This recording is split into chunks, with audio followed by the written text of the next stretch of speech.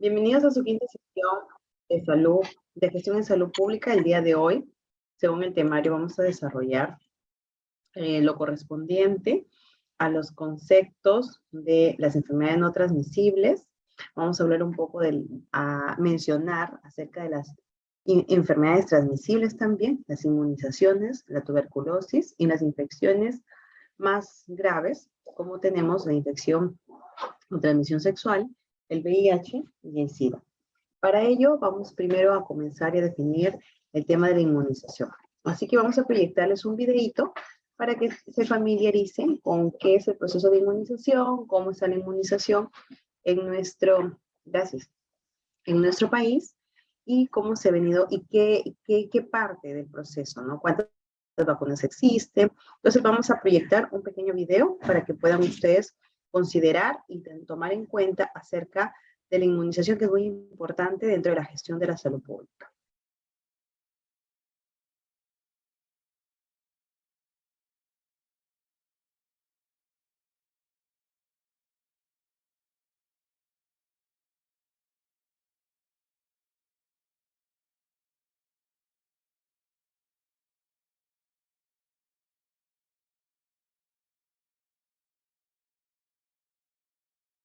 Y glóbulos blancos. Los glóbulos blancos. El sistema circulatorio está conformado por glóbulos rojos y glóbulos blancos.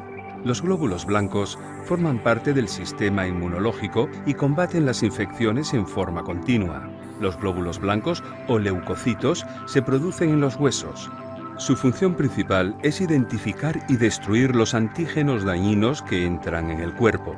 Esto se denomina respuesta inmunológica, la forma en que el cuerpo reconoce y se defiende contra las bacterias, los virus y las sustancias extrañas y potencialmente dañinas para el cuerpo.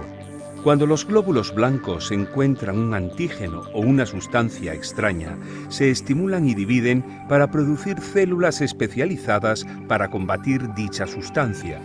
Si el cuerpo se infecta debido a una bacteria, los glóbulos blancos, mediante un periodo de prueba y error, determinan la mejor manera de eliminar la bacteria. Una vez que los glóbulos blancos determinan cómo destruir la bacteria, crean células de memoria para combatir los ataques futuros de la misma bacteria. La vacunación es una forma de desencadenar la respuesta inmunológica. Cuando una persona recibe una vacuna, se le inyecta una cantidad muy pequeña del agente que causa la enfermedad, denominada vacuna, en el cuerpo, para que el sistema inmunológico lo identifique y lo destruya. La cantidad de bacteria que contiene la vacuna es muy pequeña y generalmente está debilitada o muerta. Por lo general, no causa la enfermedad. De esta manera, el cuerpo puede destruir la bacteria de la vacuna. La vacuna activa la memoria del sistema inmunológico, permitiendo al cuerpo reaccionar rápidamente al liberar anticuerpos para exposiciones futuras y así destruir la bacteria antes de que cause la enfermedad. Cuando el cuerpo desarrolla anticuerpos contra un antígeno específico,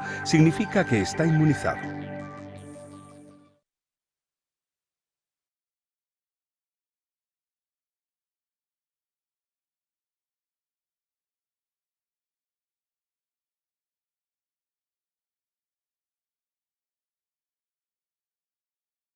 La inmunización es el proceso de hacerse inmune a una enfermedad o de protegerse contra ella, generalmente mediante la aplicación de una vacuna. Las vacunas estimulan el sistema inmunitario con el fin de protegerlo de ciertas enfermedades, para que no se enferme ni contraiga una infección. Por lo general, los órganos y las células del sistema inmunitario defienden al organismo de gérmenes nocivos, como las bacterias y los virus. Las células inmunitarias circulan de manera constante por el cuerpo. Vigilan ciertas sustancias en las superficies de las células llamadas antígenos. Las células sanas tienen antígenos diferentes de los de las células enfermas o de los invasores extraños en el cuerpo. Las células inmunitarias suelen ignorar los antígenos de las células sanas, pero cuando las células inmunitarias encuentran antígenos en los gérmenes, destruyen el germen. Después, la célula inmunitaria fija el antígeno del germen en su superficie. Esto activa otros tipos de células inmunitarias para ayudar a deshacerse de la infección. Por ejemplo, algunas células inmunitarias activadas reconocen el antígeno de las células infectadas del organismo y luego las destruyen. Otras células inmunitarias activadas, llamadas células plasmáticas, producen moléculas llamadas anticuerpos. Estos anticuerpos viajan a través del organismo y se fijan solo a los gérmenes que tienen su antígeno específico. Esto marca el germen de la destrucción. Luego, otras células inmunes atacan a los gérmenes que tienen estos anticuerpos. Una vez que la infección desaparece, algunas de las células inmunes que fueron expuestas al antígeno se convierten en células inmunitarias de memoria. En el futuro, si el mismo tipo de germen vuelve a infectar su organismo, las células inmunitarias de memoria estarán listas para destruirlo para que no se enferme. Esto se llama inmunidad natural. En muchos casos, durará toda la vida. El problema de obtener una inmunidad natural por tener la enfermedad en sí misma es que algunas infecciones adquiridas naturalmente pueden causar complicaciones graves o incluso pueden ser mortales. Por ejemplo, la poliomielitis puede provocar una parálisis permanente o la muerte. El sarampión puede causar una inflamación en el cerebro, lo que provoca un daño cerebral permanente o la muerte, especialmente en los niños menores de 5 años. Y la tosferina, también conocida como tos convulsa, puede causar complicaciones como la neumonía, detención de la respiración o respiración lenta y la muerte, especialmente en los bebés menores de 1 año. Aunque los síntomas pueden no ser graves en todas las personas, no es posible saber quiénes se verán lo suficientemente afectados como para enfermarse gravemente o incluso morir. Las vacunas pueden protegerlo de contraer estas enfermedades y de sus síntomas nocivos. Las vacunas suelen contener una pequeña cantidad de gérmenes debilitados o muertos. Sin embargo, algunas contienen material genético, como ARN o ADN, que proporcionan instrucciones para que las propias células del organismo produzcan el antígeno del germen. Por lo general, se recibe una vacuna en forma de inyección.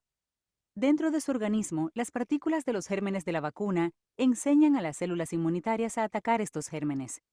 Este proceso no lo enferma, pero sí hace que su organismo produzca células de memoria y anticuerpos para esos gérmenes. En consecuencia, si ese germen infecta su organismo más adelante en su vida, su sistema inmunitario estará listo para combatir la infección para que no se enferme. Los principales tipos de vacunas incluyen vacunas vivas y atenuadas, vacunas inactivas, vacunas toxoides, vacunas de subunidades y conjugadas, vacunas de ARNM y vacunas de vectores virales. Las vacunas vivas atenuadas usan gérmenes vivos pero debilitados. Son como una infección natural y proporcionan una fuerte inmunidad a la enfermedad. Ejemplos son las vacunas en aerosol nasal contra el sarampión, las paperas, la rubéola, la varicela y la gripe. Las vacunas inactivas utilizan gérmenes inactivos o muertos. Es posible que con el tiempo necesite varias dosis o inyecciones de refuerzo. Ejemplos de ello son las vacunas contra la hepatitis A, la gripe, la poliomielitis y la rabia. Las vacunas toxoides protegen contra las sustancias nocivas producidas por los gérmenes, llamadas toxinas. Utilizan versiones debilitadas de las toxinas llamadas toxoides. Es posible que necesite inyecciones de refuerzo para mantener la protección contra las enfermedades. Ejemplos de ello son las partes de difteria y tétanos de la vacuna DTaP. Las vacunas subunitarias y conjugadas utilizan solo una parte específica de un germen. Proporcionan una fuerte inmunidad a esa parte esencial del germen. Estas vacunas también pueden requerir inyecciones de refuerzo. Ejemplos de ello son la parte de la vacuna contra la tosferina de la DTaP y la vacuna contra la hepatitis B. En lugar de utilizar gérmenes o toxinas, las vacunas de ARNM contienen un tipo especial de ARN llamado ARN mensajero o ARNM. El ARNM ordena a las células que produzcan el antígeno del germen, lo que desencadena una respuesta inmunitaria. Estas vacunas no llevan virus vivos y no cambian el ADN. Algunos ejemplos son las vacunas para la COVID-19. Las vacunas con vectores virales pueden utilizar el ADN o el ARNM para proporcionar a las células las instrucciones para producir el antígeno de un germen. El material genético está envuelto en un virus diferente y seguro para llevar las instrucciones a las células. Estas vacunas no cambian el ADN. Algunos ejemplos son las vacunas para la COVID-19. Es importante saber que las vacunas no solo lo protegen a usted, sino también a su comunidad. Muchas de las enfermedades que las vacunas previenen se transmiten de persona a persona. Cuando solo se vacunan unas pocas personas de su comunidad, el riesgo de un brote de enfermedad es alto. Pero, si la mayoría de las personas están vacunadas, es mucho menos probable que una enfermedad se propague. Esto se llama inmunidad comunitaria o de rebaño. La inmunidad de rebaño es especialmente importante para proteger a las personas que no pueden ser vacunadas. Esto incluye a las personas con sistemas inmunitarios debilitados, alergias graves u otras enfermedades. Las vacunas lo protegen a usted, a su familia y a su comunidad de enfermedades que pueden ser peligrosas o incluso mortales. Para obtener más información sobre las vacunas, hable con su proveedor de atención médica.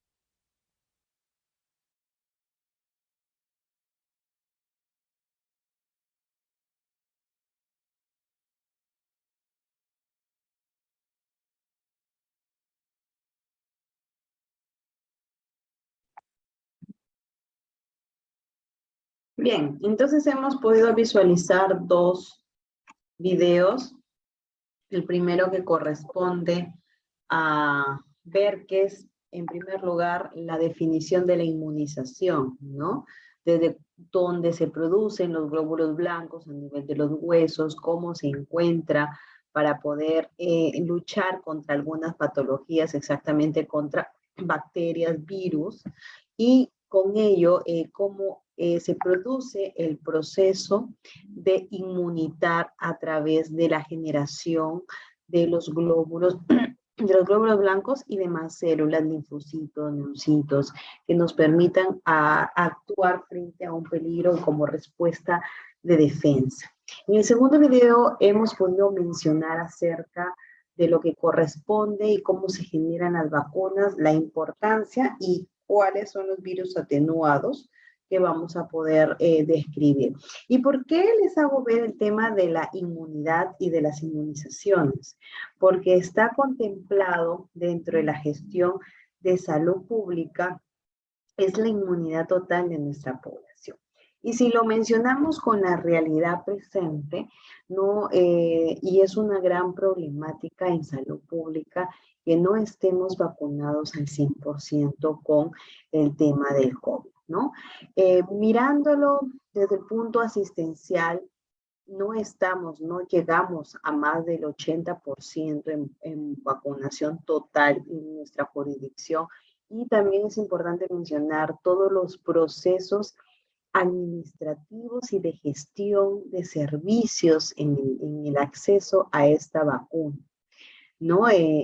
Han habido ciertos inconvenientes y ha sido un manejo que se ha podido referir o en cada región para avanzar. Actualmente tenemos otra patología, otra enfermedad que es, ¿no?, la viruela del mono, y que se está realizando ya una previa vacunación. Entonces la salud pública no puede estar exenta, no puede estar lejana de la realidad inmunitaria de la población.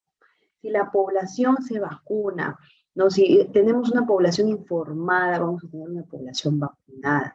También hay que mencionar que hay comunidades, poblaciones que están o le ponen un no, y por la decisión y respeto en colocarse o no la vacuna, ejerciendo su derecho, entonces se han formado, se han creado su carnet y no se han vacunado. Sin embargo, es parte de la función pública y es parte de los deberes de salud contemplados en la ley 26842, que debemos de cuidar y cuidar a las personas que están a cargo, a nuestro favor o en nuestro hogar. Entonces, el tema de vacunas siempre es un tema polémico, ¿no? Porque hay gente que dice, sí, lo defiendo, lo avanza, lo realiza, ¿no? Y hay otros grupos de personas que no se suman al proceso de la vacuna, que desinforman, que mencionan acerca de los problemas, ¿no? Y comienzan todas las consecuencias, comienzan a comentar y comienzan el tema por las redes sociales, por los medios de comunicación, generan en el ciudadano el sinsabor y también el sinsabor, el descontento y la duda de poderse vacunar o no. Nos escribe Luz Adelma Choque, disculpando por la tardanza, no hay problema, yo entiendo que a veces están con un horario ajetreado de casa o de estudios o de trabajos, ¿no? Así que no hay problemas, bienvenida. Entonces, vamos a compartir. Disculpen, sino que estoy con unos casos y mi celular está suena y suena y suena, pero yo no les hago caso a estas horas. Estas horas es exclusivamente para ESIEP y los alumnos que tengo a cargo. Bien, pero pido la disculpa del caso porque mi celular está suena y suena y suena por unos casos del trabajo. Entonces nosotros, retomando un poco, ya hemos podido describir anteriormente el proceso de la salud-enfermedad, cuál era la triada de la enfermedad que constaba, ¿no? De un huésped, de un agente y del medio ambiente que implicaba para que se pueda desarrollar. Entonces, en el proceso de estos tres elementos, en el proceso tanto en la tríada del huésped, del agente y del medio ambiente que se puede desarrollar, ¿no? Puede hacer que en este tiempo ya el mismo organismo, cuando ingresa un agente, sea inanimado o vivo, comience a producir al principio, ¿no? Un periodo de ventana, ¿no? Entonces, por ejemplo, les hice hincapié en el tema de la transmisión o de reservorio de plasmodio, ¿no? En el caso de la malaria, ¿no? ¿Cuál sería, por ejemplo, el huésped en el caso de la malaria? Tendrían que ser los hábitos y las costumbres. En el caso del plasmodio, vendría a ser la resistencia, ¿no? La patogenicidad, la humedad, ¿no? En el caso, por ejemplo, de las características del ambiente, el agua estancada, la humedad, las aguas sucias, el clima que hace que las lluvias, ¿no? Entonces van a facilitar la aparición de un vector. ¿Y qué es el vector que produce? Una enfermedad, ¿no? Entonces va a producir la creación y nace el mosquito anófeles, ¿no? Entonces, esto va a ayudar a que nos podamos desenvolver en un contexto y el medio ambiente también se genere, ¿no? Se genere un vector de una enfermedad. Por ejemplo, en el medio ambiente se generó el tema del COVID, ¿no? Primero decía, no, es la transmisión de persona a través del estornudo, de las gotitas de saliva, las microgotitas, y por eso nos hacían usar mascarillas. Hasta que llegó un momento donde el virus mutó tanto que ya el vector de la enfermedad se daba a nivel ambiental y no se podía sacar la mascarilla porque por más que estés en un ambiente donde otros hayan tosido o botado micropartículas, microgotitas, o hayan estornudado o se hayan pasado, ¿no? Entonces comenzó una psicosis, ¿no? Por el tema del COVID. ¿Y qué hizo? Que la gente, yo veía, me subía a, a cuando no podía manejar, no me iba en mi carro propio, me iba en los colectivos, ¿no? En los taxis colectivos, y cuando pasaba una señora y se subía al colectivo, iba con su spray.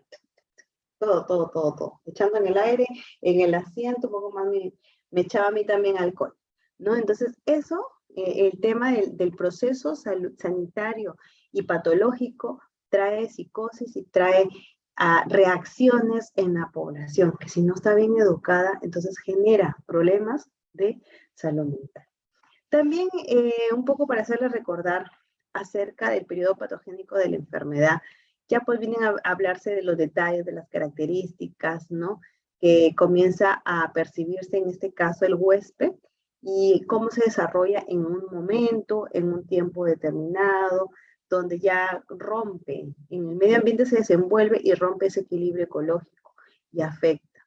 Entonces, comienza el cambio, la reproducción celular patológica, ¿no? Y comienzan ya a transmitirse las enfermedades por demasiadas y rapidísimas, fugaz, la replicación de este tipo de células, de este tipo de microorganismos, de este tipo de virus, y con ello ya a medida que evolucionan rápidamente comienzan a generar enfermedades, ¿no? Entonces, estamos viendo el proceso de salud-enfermedad desde la salud mental con un agente, estamos viendo con un vector de la enfermedad, pero también hay otro proceso que se multiplica y comienzan a crearse las enfermedades crónicas degenerativas, ¿no?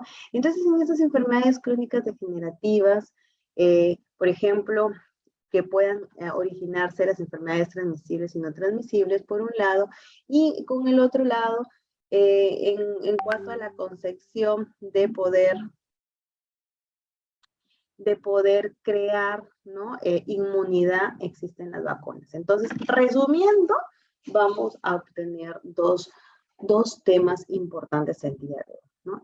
Las inmunizaciones y las enfermedades transmisibles y no transmisibles que vamos a tenerlas que explicar el día de hoy. Bien, este es un manual que se los he mandado ya desde la primera clase, pero es importante que lo puedan leer. Aquí está todo, ¿no? Todo lo que es un manual que lo realizó en cuanto al programa de entrenamiento de salud público, al servicio militar, y lo realiza el INS, ¿no? Entonces, me parece que está muy acertado en cuanto a las actualizaciones que se manejan respecto a los conceptos de salud pública. Un poco para recordar, porque yo sé que ustedes ya conocen muy bien el nivel de prevención primaria, ¿no? O el nivel primario de atención. Entonces, aquí, por ejemplo, se encargan de las actividades preventivas, promocionales, ¿no? Y también se encarga de trabajar sobre los determinantes sociales, se encarga de hacer un trabajo comunitario para disminuir los factores de riesgo de ciertas patologías, y hacen salud comunitaria, no hacen participación comunitaria. Entonces, por ejemplo, aquí, de hecho, primer nivel de atención, de hecho, lo que siempre voy a contar, servicio de inmunizaciones, a cargo de las respetadas licenciadas de enfermería o del personal técnico que también se encuentran en los establecimientos de salud. Entonces, lo que se realiza con la inmunización, lo que se realiza con los estilos o la creación de estilos saludables en la comunidad es promoción de la salud, ¿no? Y en promoción de la salud tiene que insertarse en la comunidad para que pueda favorecer, ¿no? Sin embargo, vemos que nosotros tenemos a veces una cultura muy asistencialista, es decir, que recién vamos al hospital cuando nos sentimos mal, y bueno, llevamos a los niños para que les pongan las vacunas, pero no sabemos si están anémicos, no sabemos si están bajo de peso, cómo está su rendimiento académico, ¿no? Cómo están las mujeres a veces por una falta de cultura en alimentación saludable, en alimentos ricos en hierros, lo que hacen pues es darle la mayor ingesta de carbohidratos, de grasas saturadas, y eso hace de que la población se enferme. Entonces, en esta educación sanitaria, en el primer nivel de atención, se debe de contar también con servicios de nutrición, ¿no? A veces lo puede hacer cualquier profesional de salud que esté capacitado, con la finalidad que aquí en el primer nivel de atención haga un hincapié acerca de las condiciones aptas también para el trabajo. Ahora ya está y se está colocando en práctica también el desenvolvimiento de la actividad y de la salud física, perdón. Entonces, manejo de nutrición por un lado, que es la comida, no la vitamina O, y el otro lado, la aplicación de una actividad física, de salud física, para reducir la gran prevalencia de sedentarismo, ¿no? De la gran prevalencia de personas con alto peso, con un índice de masa corporal mucho más alto de lo normal, y eso pues también se produce y tiene que ver con el grado de cultura, ¿no? Y el grado de alfabetización que tiene una comunidad, ¿no? Porque hay personas que nos entienden más a medida que estén culturizadas, y se nos hace un poquito más complejo con las personas que no tienen, por ejemplo, las personas que son iletradas, ¿no? Para hacerles entender o pedirles que escriban acerca de cuáles son sus estilos saludables, o preguntarles, no, tenemos que trabajarlo también, porque yo sé que aquí en este curso hay personas que se desenvuelven y se desarrollan en los establecimientos de primer nivel lejos de las ciudades. Entonces, es un reto. ¿Por qué? Porque ayuda a tener que utilizar otro lenguaje coloquial que mencione y que haga énfasis en la promoción de la salud. Entonces, eso, a grosso modo, es las atenciones preventivas en promoción de salud, ¿no? Actuar con la comunidad. ¿Y para qué?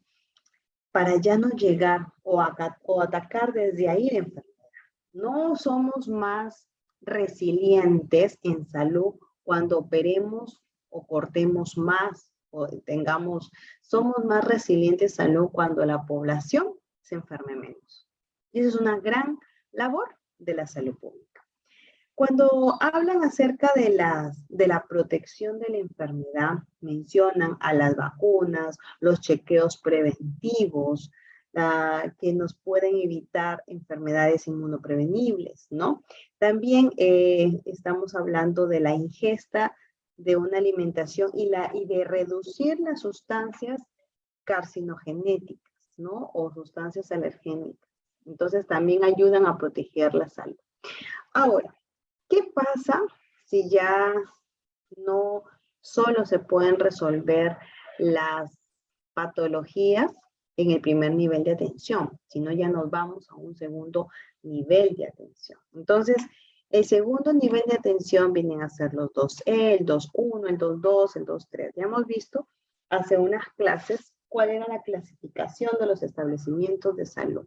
Para los chicos que están en este curso y que están estudiando y que no tienen tienen poco manejo de las escalas y los niveles de atención, les hago recordar que el primer nivel de atención son las postas médicas, los puestos de salud, como les dicen, como les menciono, ¿no? Los centros de salud, ¿no? 1.1, 1.2, 1.3, 1.4.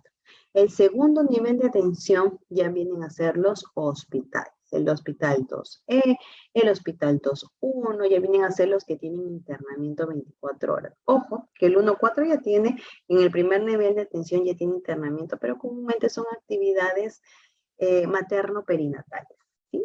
Y un poco de urgencia, ¿no? Dependiendo de la estructura categórica o categorización que maneja el establecimiento sanitario. Entonces, cuando nos referimos al segundo nivel de atención o prevención secundaria, entonces también se ocupa del paquete preventivo, pero ya aquí abarca el diagnóstico y el tratamiento. Estos casos, aquí hay algunos establecimientos de segundo nivel que ya hacen investigación, ¿no? Se encargan también de evaluar cómo es el nivel de satisfacción hacia los usuarios.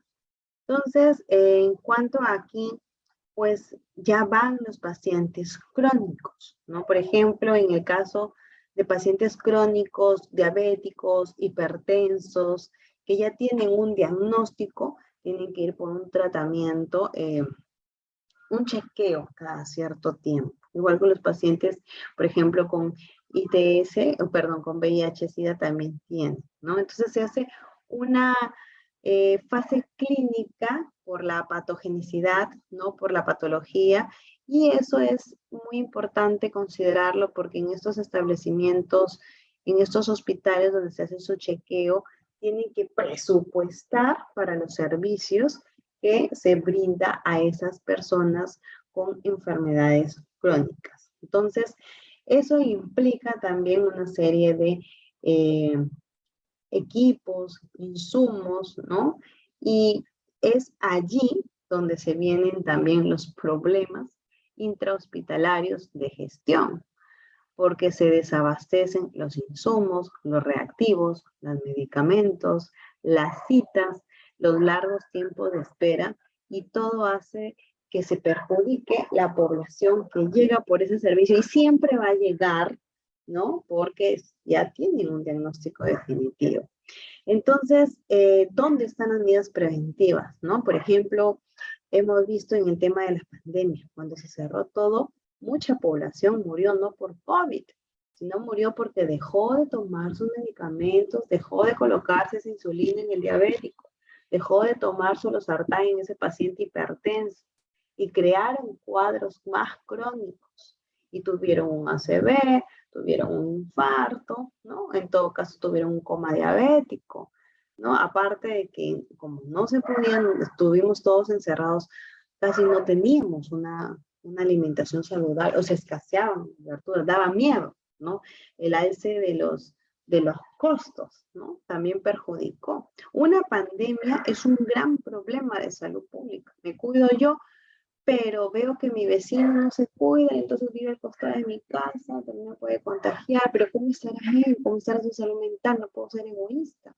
es un ser humano. Entonces, todo eso influye en los procesos de dar una respuesta inmunitaria hacia las patologías. ¿Y dónde más se trabajó eso? En el primer nivel de atención que se cerró por pandemia y que recién se está retomando. Estamos muy golpeados.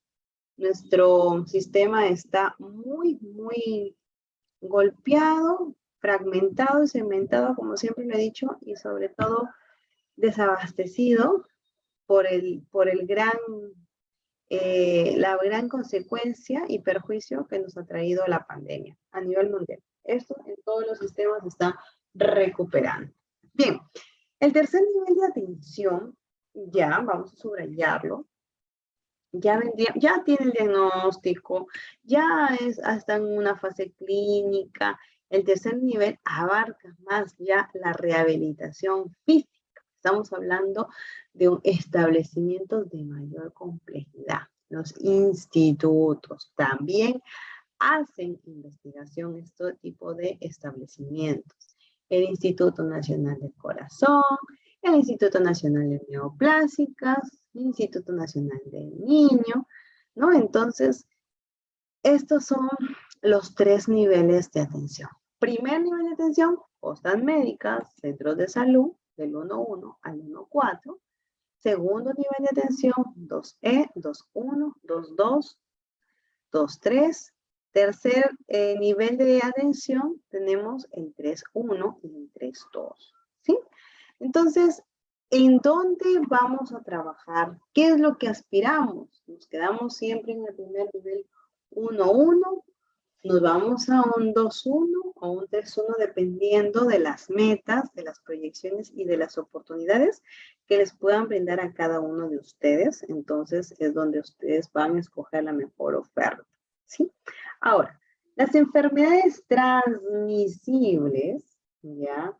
Son transmisibles porque se transmiten o tienen la intervención de 3 factores en esa transmisión: el agente infeccioso, el medio ambiente y el huésped.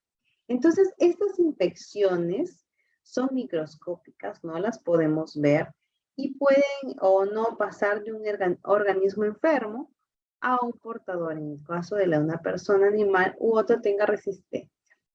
En estas enfermedades transmisibles, como podemos ver, está clasificada según la tipología del agente patógeno en parásito, y tenemos aquí a los ejemplos, por ejemplo, la escabiosis, la teniasis, los exuros, la triquinosis, las bacterias, como la difteria, la tos convulsiva, la tuberculosis, el tétano, los hongos, como la tiña, ¿no? Y el virus, tenemos el COVID, el virus de la rabia, de la viruela, de sarampión, la tuberculosis. Las vías de transmisión de estas enfermedades, ¿sí? Vamos a considerar 4 vías de transmisión: la aérea, la digestiva, la cutánea y de vectores vivos. Los transmisores biológicos, ¿no? Vendrían a ser, por ejemplo, en los cuales el agente se va a reproducir en su interior a múltiple escala.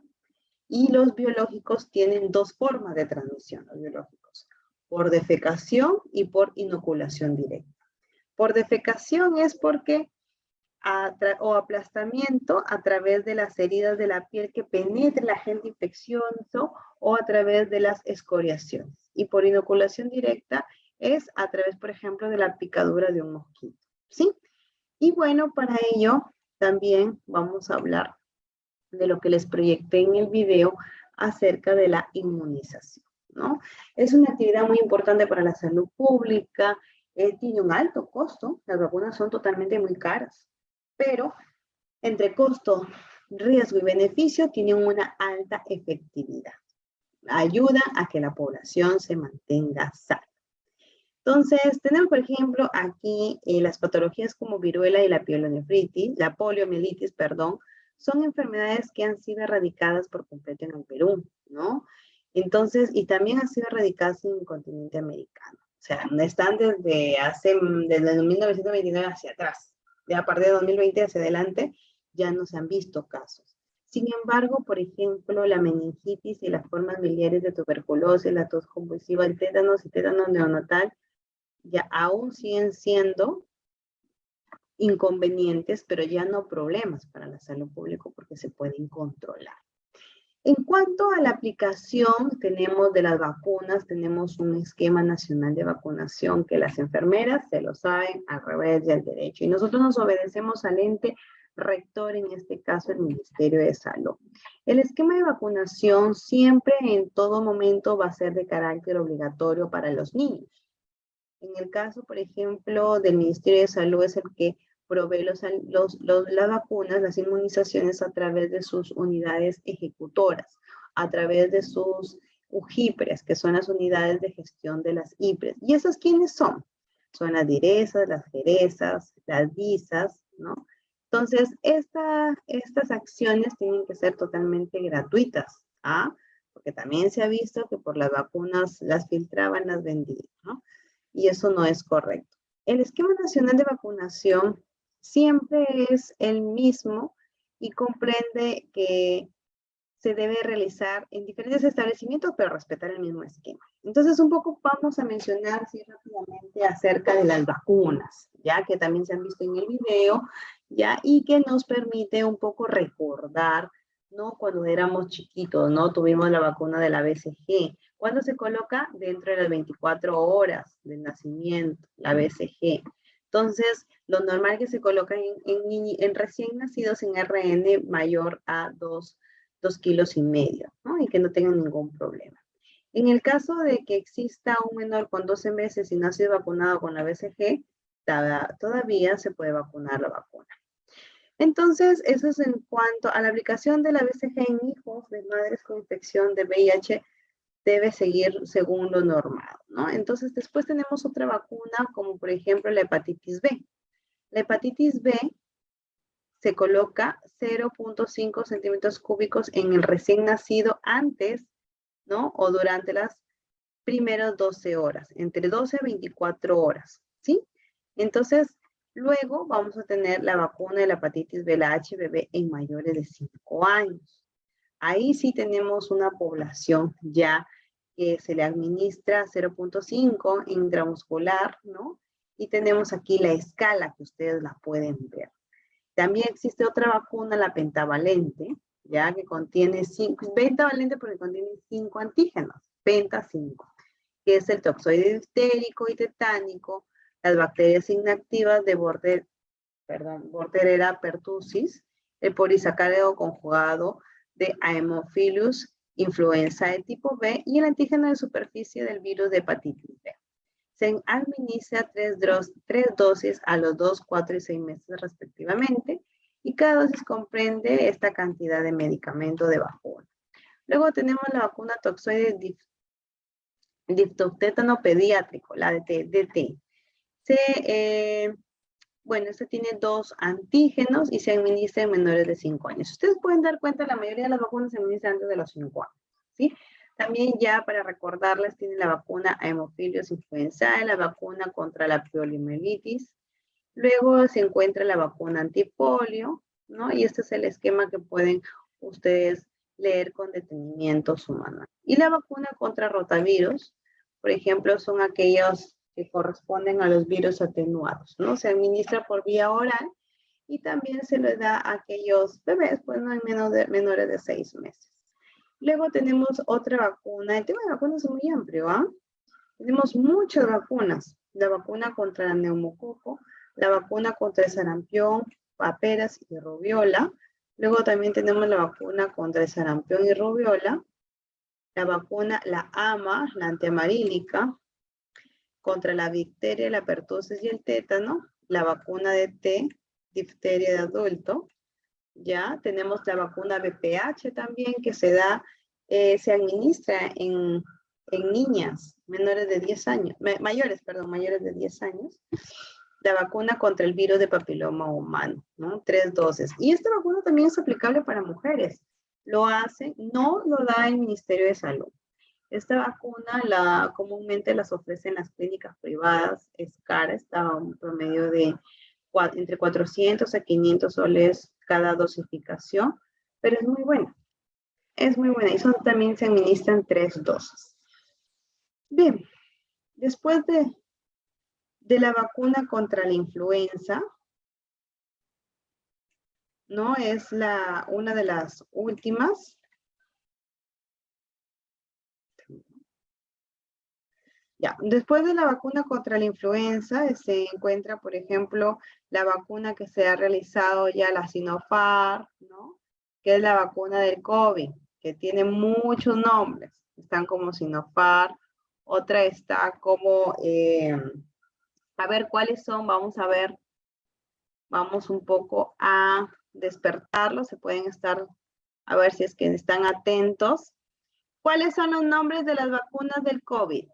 A ver, para que vayan participando. Yo ya les dije una, Sinopharm. Pfizer. Pfizer. Muy bien. Otro nombre Moderna. de vacuna COVID. Moderna. Otro nombre de vacuna AstraZeneca. COVID. ¿Alguna persona que está escuchando la clase no se ha vacunado? ¿O todos están vacunados?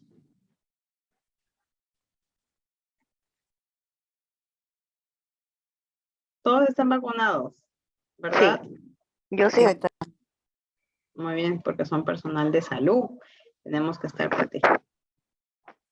Bien, entonces, ¿qué más podemos investigar acerca de las vacunas? ¿No? Si ya hemos visto la inmunización, hemos visto un poco cuáles son los tipos, pero ¿cuáles son las contraindicaciones también de las vacunas y cuáles son sus indicaciones?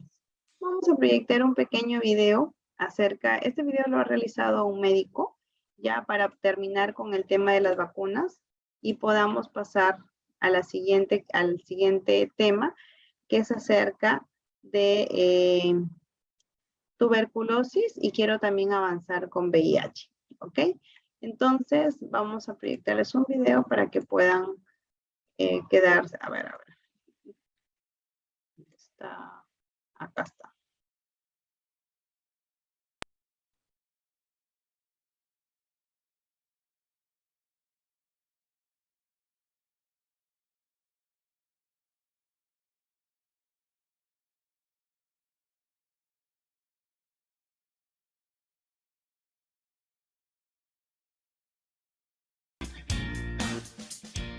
Al hablar de vacunas puede parecer un tema abrumador por la gran cantidad de vacunas que existen y porque el esquema nacional de vacunación pues a veces se presenta muy terrorífico. Pero una técnica que yo utilicé para memorizar cada una de las vacunas a las que me enfrentaba es que en cada caso clínico de pediatría me preguntaba qué vacunas ya recibió el niño, aun cuando la pregunta no tuviera nada que ver con vacunas. Y recuerda que estar repasando y repasando este tipo de cosas te va a ayudar mucho a tener unas buenas bases de conocimientos. Y ya para cuando falten poquitos días para que presentes el ENAR, no tengas que estarte preocupando de aprenderte estas cosas de memoria. De todas las vacunas debes de saber, primero, que la vacuna va a ser una preparación biológica destinada a generar inmunidad contra una enfermedad mediante la producción de anticuerpos. Y esto sirve pues para eliminar, prevenir o controlar estados patológicos, según la norma oficial mexicana. Debes de saber que de todas las vacunas siempre tienes que buscar qué contiene la vacuna, cuáles son sus indicaciones, o sea, qué enfermedades previene, cuál es la vía y el sitio de administración, a qué edad y cuál es el esquema de aplicación, cuántos mililitros es la dosis de la aplicación, cuáles son sus efectos adversos y cuáles son sus contraindicaciones. La primera vacuna de la que vamos a hablar es la vacuna de la BCG. Va a contener bacterias vivas atenuadas, que incluye al bacilo de Guelmet-Guerin, que es una cepa de Mycobacterium bovis. Se va a indicar para las formas graves de tuberculosis, como la tuberculosis miliar y la tuberculosis meningia. El sitio de aplicación es en el deltoides derecho y se va a administrar de forma intradérmica. En casos de requerir revacunación, se va a realizar en el mismo lado, o sea, en el mismo brazo, pero se le va a realizar a un lado de la cicatriz que quedó. Se va a aplicar desde el nacimiento hasta los 14 años de vida y debes de recordar que si no se aplica en los primeros 7 días de vida, vas a esperar hasta el mes para poderla aplicar. El esquema es en dosis única y se van a administrar 0.1 mililitros. Las contraindicaciones van a ser que el bebé pese menos de 2 kilogramos. En otras bibliografías puedes encontrar que el peso sea menor de 1.5 kilogramos. En pacientes inmunodeprimidos, exceptuando al paciente con VIH que se encuentre asintomático, o si el paciente recibió transfusión o inmunoglobulina, que en estos casos debemos esperar 3 meses para poder realizar la vacunación. Tampoco se recomienda su vacunación en las personas embarazadas. Los efectos adversos con esta vacuna son el absceso local, la adenopatía en forma de una enfermedad que se conoce como vesicleitis y la presencia de una cicatriz queloide. La segunda vacuna que se aplica al nacimiento va a ser la vacuna de la hepatitis B.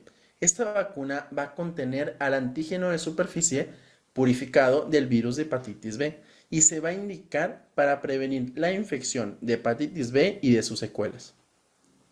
El sitio de aplicación es intramuscular profunda y se va a aplicar en el muslo en menores de 1 año y en el deltoides en mayores de 1 año. Debes de recordar que se aplica al nacimiento y además se deben de dar dosis de refuerzo en personas que trabajen en áreas de la salud. El esquema va a consistir en 3 dosis que se van a aplicar a los 2 meses, a los 4 meses y a los 6 meses. Y cada dosis va a ser de 0.5 mililitros. Las contraindicaciones son que en un cuadro febril agudo, en el caso de infecciones severas, en el caso de embarazo, que tengan alergia a timerosal, porque es uno de los componentes de la vacuna, o que haya sido transfundido o haya recibido inmunoglobulina, se debe de esperar para su aplicación más de 3 meses. En pacientes con riesgo de transmisión materna, la primera dosis se debe aplicar en las primeras 12 horas de vida. Y si el paciente, o en este caso el recién nacido, no presenta riesgo, se le va a aplicar a las 24 horas de vida. La última dosis de la vacuna se debe de administrar hasta después de los 6 meses de vida. Dentro de sus efectos adversos se incluye la fiebre, el dolor y las mialgias. La siguiente vacuna de la que vamos a hablar y que es la causa de más errores a la hora de contestar exámenes es la pentavalente acelular. En primer lugar, recuerda, es acelular, porque te lo pueden preguntar como pentavalente celular y pentavalente acelular. Y ahí vas tú y le pones pentavalente celular y ya tienes una mal. Entonces, mucho cuidado primerito con el nombre. Esto es, o este nombre recibe porque se va a conformar de toxoides y de polisacáridos. La vacuna entonces va a contener el toxoide diftérico, el toxoide tetánico, fracciones de Bordetella pertussis inactivada, el polisacárido capsular purificado de Haemophilus influenzae tipo B y además de la vacuna antipoliomielítica inactivada. Entonces, viéndonos por esto, se va a indicar para las enfermedades de difteria, tosferina, tétanos, las enfermedades invasivas de Haemophilus influenzae tipo B y la poliomielitis. El sitio de aplicación va a ser intramuscular profundo en menores de 1 año en el muslo o en el glúteo y en mayores de 1 año en deltoides.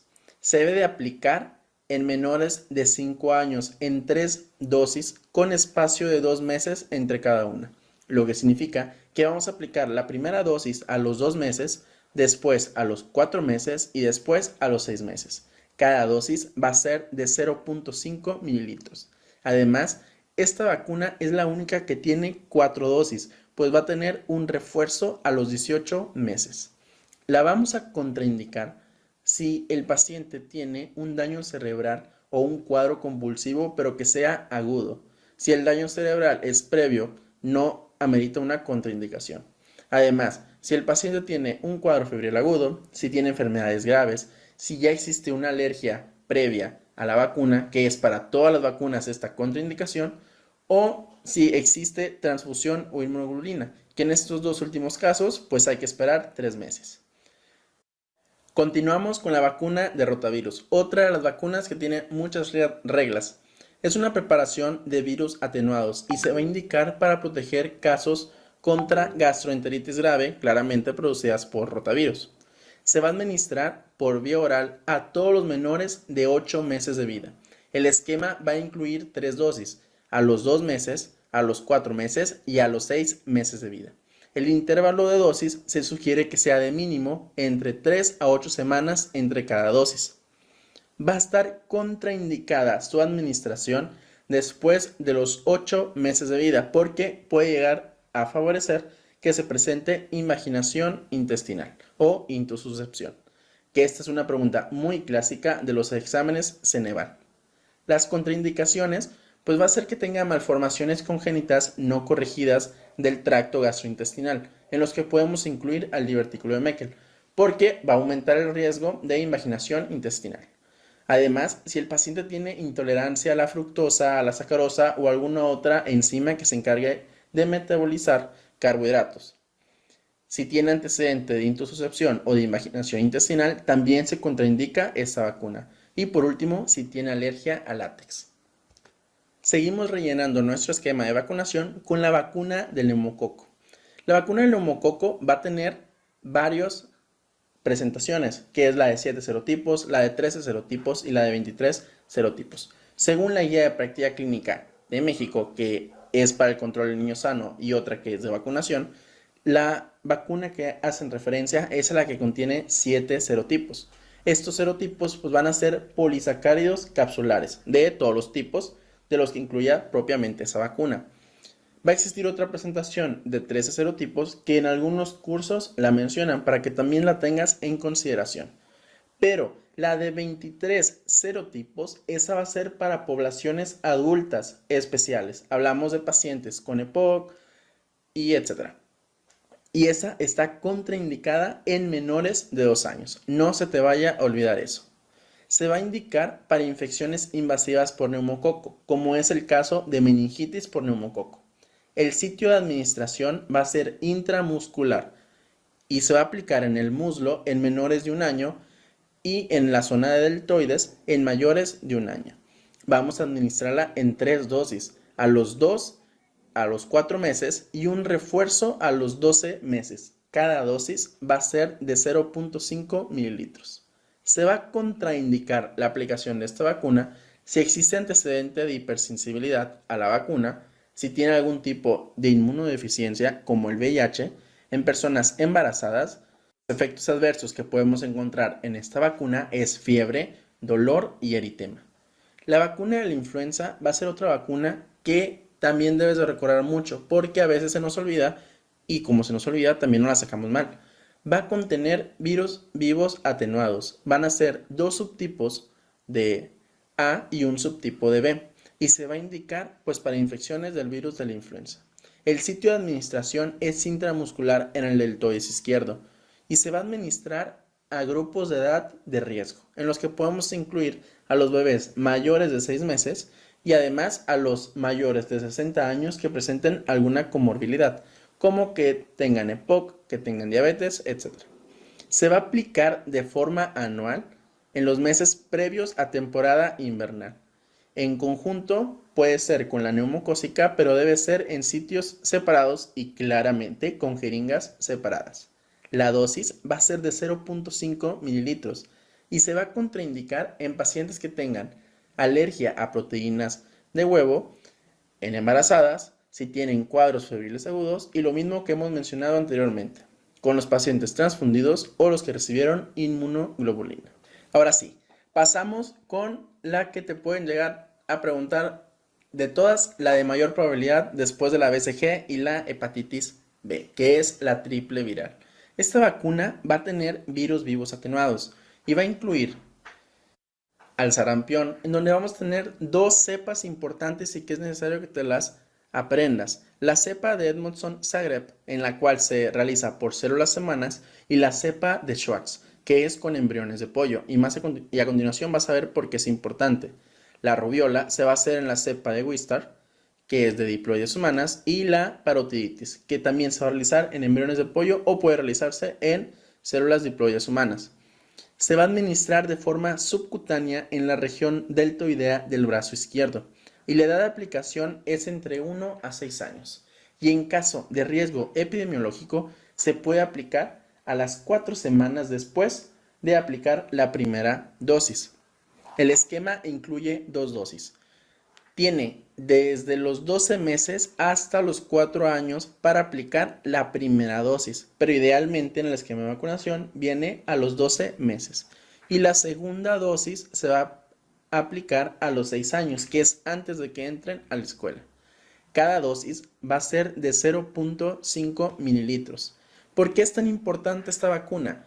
Porque cuando te preguntan sarampión, te tratan de preguntarte en las edades previas a la vacunación. Por ejemplo, en un niño de 11 meses y ya te dan toda la clínica de sarampión. O en un niño de 5 años y te dan toda la clínica de sarampión.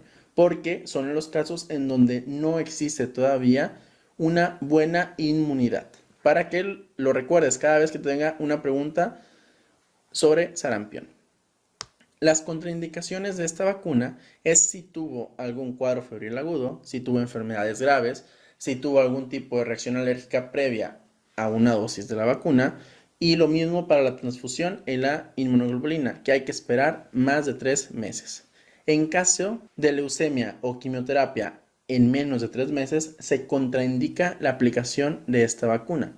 Y también que la cepa Schwartz, por eso te dije que te las debías de saber, no se va a aplicar o no se va a indicar en caso de que tenga antecedente de reacción anafiláctica al huevo o a la neomicina. Además, esta vacuna está contraindicada en embarazadas. La vacuna de la varicela, que es una vacuna que no viene incluida en el esquema, pero que te la pueden preguntar, y más que nada en los simuladores, que les encanta preguntar la vacuna de la varicela. Esta vacuna va a seguir los mismos lineamientos que acabamos de mencionar de la triple viral. Continuamos ahora con la vacuna del DPT.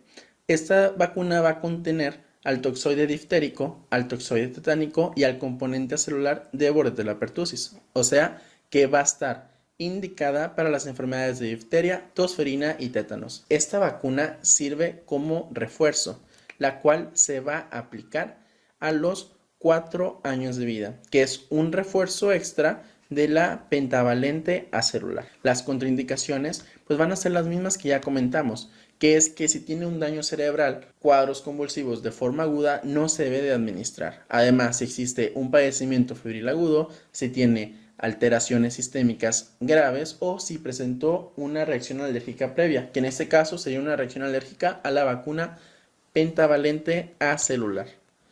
Continuamos con la vacuna antipoliomielítica oral, que esta vacuna lo que debes de recordar es que se va a aplicar en las campañas de vacunación, que es aproximadamente a los 5 años de vida. Por último, nos queda la vacuna que no nos alcanzó 11 años, pero que también viene en la cartilla mexicana de las mujeres.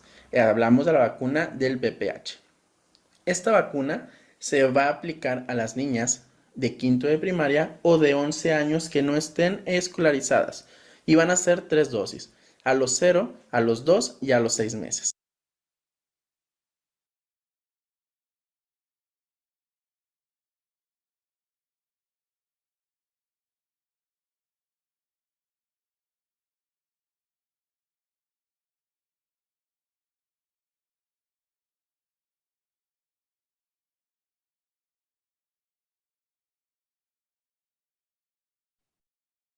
Bien, entonces queda claro el tema de la vacunación, del tipo de vacunas y lo que corresponde a cada una de ellas. ¿Okay? Ahora, vamos a tomar lista. Por favor, si pueden colocar su cámara para poder, no es una norma de que se maneje en el curso para poder colocarle su asistencia, ¿ya? A ver, Janet, buenas noches. Janet, María, buenas noches. Por ahí prendió la cámara. María, buenas noches. Hola, María, no escuchaba tu audio. Buenas noches. Buenas noches, María Quevedo. María Quevedo, muchas gracias. Carmen Amezquita, buenas noches. ¿Qué tal? Buenas noches. Gracias. Jenny Martínez. Buenas noches, Jenny Martínez. Muy bien. Patricia Collante, gracias, Jenny. Patricia Collante. Hola, buenas Buenas noches, presente. Hola, muy bien. Carlos Pulca.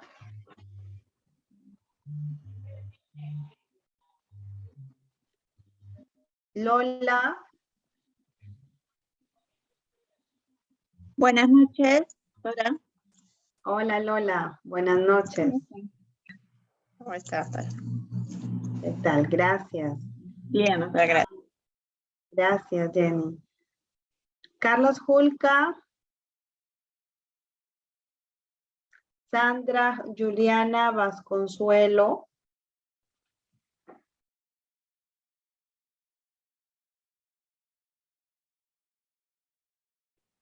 Uy, ¿está en clase o solo se ha conectado? A ver. Ida Roxana Porras Rondinel.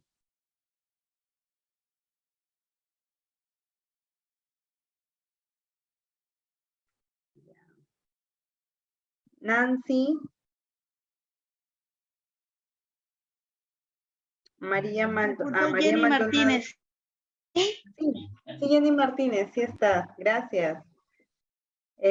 María Maldonado. Buenas noches, presente, doctora. Buenas noches. Tu cámara, María Maldonado. Para verte. Ahí está ya. Gracias. Roxana Porras. Roxana. Ahí está Roxana. Muy bien, Roxana. Queríamos verte, conocerte aunque sea. Roxana Porras. Gracias. Patricia ya está. María Maldonado también. Carmen Amezquites también ya está. Ya, ¿quién más falta? Luz Adelma, ¿no? Luz Adelma Choque.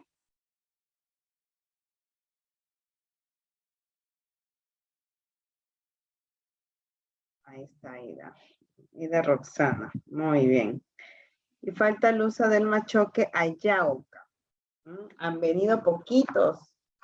Hoy día, ayer en la clase también se han conectado poquitos. Muy bien, chicas. Todas somos chicas, ¿no? Por ahí está, creo, Carlos Julcas, pero es el encargado del ESIEP. Así que todos somos alumnos. Está poderoso la presencia femenina. Bien, entonces sí ha sido un poco tedioso hablar de vacunas, es muy amplio.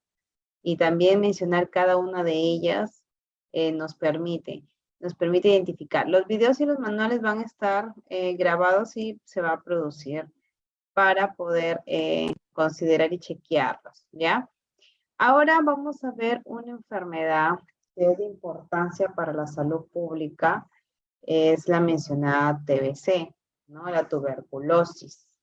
Es prevenible y curable, ¿sí? Se transmite por el micobacterio, ¿no? Tuberculosis, o más bien conocido como bacilo de Koch. Entonces, ¿dónde va a afectar? Principalmente a los pulmones. ¿Cuáles los determinantes o factores que están relacionados con la tuberculosis? Tenemos, por ejemplo, la pobreza, el desempleo, el entorno físico, la inequidad, el analfabetismo, las características biológicas y el poco acceso a los servicios de salud. Agregado a esto, ya una mala alimentación, ¿sí? Entonces, ¿quiénes se pueden enfermar de tuberculosis? Cualquier persona. Cualquier persona podemos tener esa predisposición de enfermarnos de tuberculosis. Las que tienen el mayor riesgo son... Hola. Doctora, sí, soy Sandra Vasconsuelo. Estaba conectada en principio, sino que mi lacto se lagió y ya no pude. Y me he conectado de mi celular ahorita.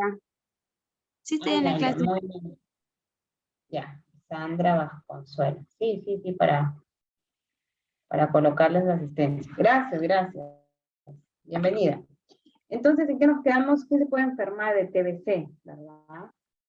Cualquier persona puede adquirir el bacilo de Koch y se desarrollan los síntomas cuando el sistema inmunológico está completamente bajo. Entonces, ¿quiénes son las personas que pueden tener mayor predisposición a desarrollar esa sintomatología de TBC? Los mismos, por ejemplo, personal de salud que trabajan con TBC también pueden desarrollar porque están ahí nomás inhalando, ¿no? Se desenvuelven, ¿no? Un descuido y contraen el bacilo de Koch. Otras son las personas que viven hacinadas, ¿no? Las personas que viven en un cuarto, viven como 20 o en condiciones muy precarias. En pacientes o en usuarios que están en la calle, ¿no? Tenemos mucha población que ha venido de otros países, ¿no? Por oportunidades de sobresalir y verven en la calle y a veces, ¿no? Nosotros vamos, salimos y nos están pidiendo por ahí un aporte económico, que le demos para comer o que le demos algún alimento. Ellos también pueden desarrollar TBC, nos pueden contagiar, ¿no? Y es muy lamentable, ¿no? Todas las situaciones que estamos diciendo, no podemos decir, ay, no, regresense a su otro país, porque cada persona si ha salido de allá es porque en otros países están con menos condiciones de avanzar, ¿no? Por ejemplo, así algo chiquito, lo que está pasando en nuestro hermano país Venezuela, ya lo está pasando también Cuba desde hace mucho tiempo. Y tengo acá en la ciudad de Chiclayo, se han venido muchos médicos cubanos, porque los primeros que están haciendo los médicos de Cuba, especialistas, muy buenos, muy capos, muy educados, están yendo a Estados Unidos o a Latinoamérica, porque la situación se está volviendo más caótica en Cuba, y así también se está viniendo también a Honduras. Honduras también está pasando por una crisis interna, y así no sabemos cuándo nuestro país pueda pasar y que nosotros también necesitamos migrar a otro lugar, ¿no? Con las autoridades que tenemos, Dios mío, esperemos que no. Bien, entonces, ¿quién más puede tener ese factor de riesgo mayor para contraer TBC? Las personas que están en la cárcel, ¿no? Las personas que están en la cárcel viven en un hacinamiento completo, ¿no? He tenido la oportunidad de poder dormir en la cárcel atendiendo a personal mujer, ¿no? Porque es el personal de salud. Y sí, nos da un poquito de miedito en el tema de poder curar a usuarias con COVID, ¿no? Sabiendo que se ponían mal o que le estábamos dando tratamiento, ¿no? Y que las teníamos que referir a un establecimiento porque estaban mal, ¿no? Bien, el estado de nutrición en inmunidad deficiente, adultos mayores y el uso de drogas endovenosas, ¿no? Esos son los factores de riesgos que pueden hacer que el usuario manifieste con mayor rapidez los síntomas de la TBC. Entonces, ¿qué pasa? ¿Cómo se transmite la tuberculosis? Por las microgotitas, por las micropartículas que nosotros emitimos al momento de hablar, al momento de estornudar, y la otra persona inhala y ya se lleva toda nuestros microbios y podemos toser, podemos estornudar, podemos hablar y caen gotitas. Esas microgotitas ya estamos contagiando a la otra persona. Entonces, eso significa que las gotitas viajan por el aire, ¿sí? Y con solo inhalarlas podemos, y con el contacto cercano, podemos desarrollar la enfermedad y si tenemos tuberculosis y vamos a casa, contagiamos a toda la familia. Bien, los síntomas y los signos de la tuberculosis, por ejemplo, tenemos la pérdida de peso, malestar general, fiebre, dolor torácico, la falta de apetito, debilidad, tos con sangre, expectoración por más de 15 días y sudoración nocturna. Entonces, vamos a agregar acá a Geraldine Rojas. El diagnóstico y el tratamiento de la tuberculosis. Para hablar de este diagnóstico, me gustaría que vean una experiencia. Yo no soy enfermera, pero yo respeto mucho a la licenciada de enfermería.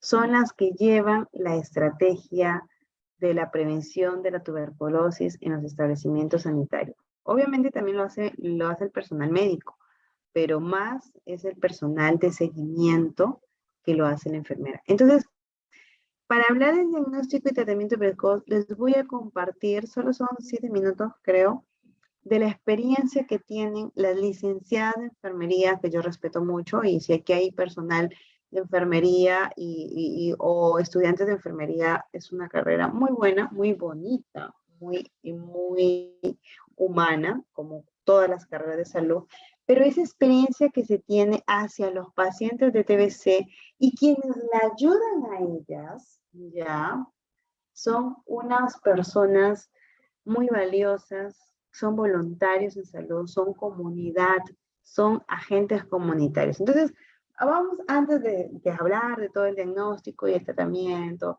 y cómo se hace la quimioprofilaxis y el tema, vamos a proyectarles un video de esta experiencia magnífica, ¿no? Vamos simplemente a aprovechar acá que estamos viendo a la tuberculosis como patología para poderles explicar. Creo que dura algo de 5 minutos, chiquitito el video, porque el otro video también se ha expandido y el tiempo a veces nos juega en contra. 7 minutos dura, así que es poquito. Vamos a proyectarlo.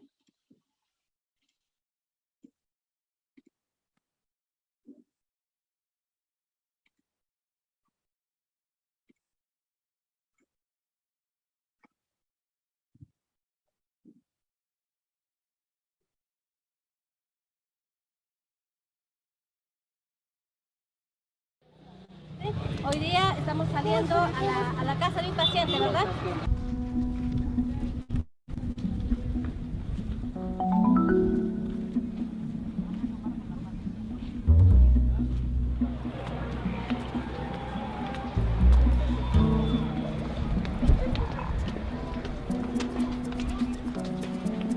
Venimos a hacerte la visita como siempre y para dar tratamiento.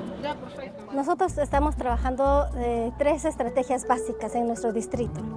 Uno es el DOTS comunitario, que son con el apoyo de promotoras de salud que van a las casas a darles el tratamiento, a buscar sintomáticos, a dar las charlas en las casas. Nos ayudan a orientarnos, a informarnos. Y es bueno porque lo hacen voluntariamente, se ganan el cariño de las personas. Y la otra parte, la otra estrategia que estamos trabajando es familias saludables en TV, que ya no es ver a la persona enferma como enferma, no es así. Ahora tenemos que ver a la persona en su campo más integral. Entonces, familia, entorno y comunidad.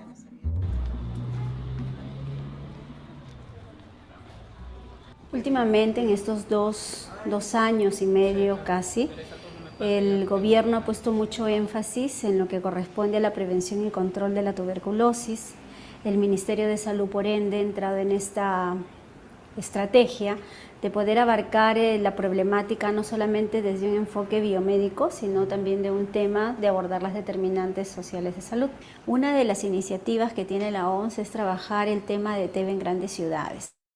En ese sentido, el país ha hecho un plan de intervención para el Lima y Callao, que es la zona que concentra la mayor carga de TB en el país. Este plan recopila todas las sanciones, está el tema de salud mental, está el tema de promoción de la salud, trabajo con las organizaciones de base, con los promotores, está el fortalecer los establecimientos de primer nivel de atención, con recursos, con infraestructura, fortalecer la red de laboratorios y la articulación con los otros sectores.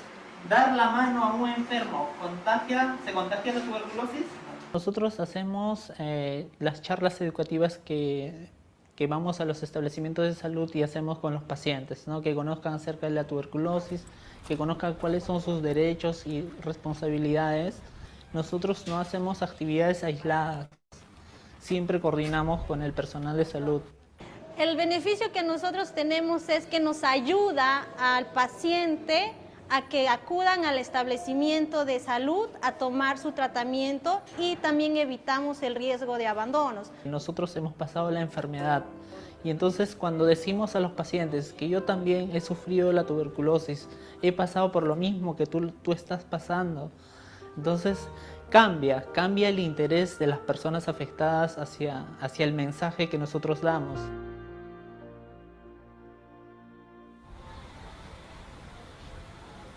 Señor, adelante.